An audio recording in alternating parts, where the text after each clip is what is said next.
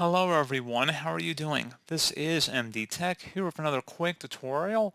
In today's tutorial, I'm going to show you guys how to limit or reduce the CPU usage of a program or process in Task Manager on your Windows computer. So this should hopefully be a pretty straightforward process here, guys. And without further ado, let's go ahead and jump right into it. So all you have to do is right click on the start button on Windows 11, on Windows 10 and earlier versions of Windows, just right click on the taskbar and select the Task Manager. You want to select the Details tab. Right click on whatever process or program you're having the problem with, and you might notice a little icon next to it, so that might help you locate the program here. And you're going to select where it says Set Priority, and you're going to set it to anything between high and low. Do not set anything to real time, but I recommend setting it to probably below normal or low. And then once you've done that, it should save it for while you're in this current session here.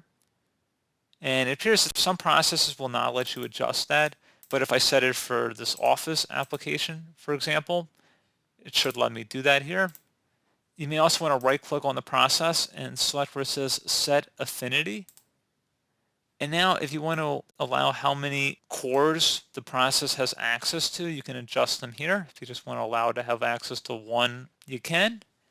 And then once you're done making that selection as well, you can select OK.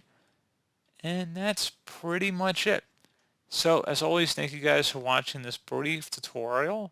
Do hope I was able to help you out, and I do look forward to catching you all in the next tutorial. Goodbye.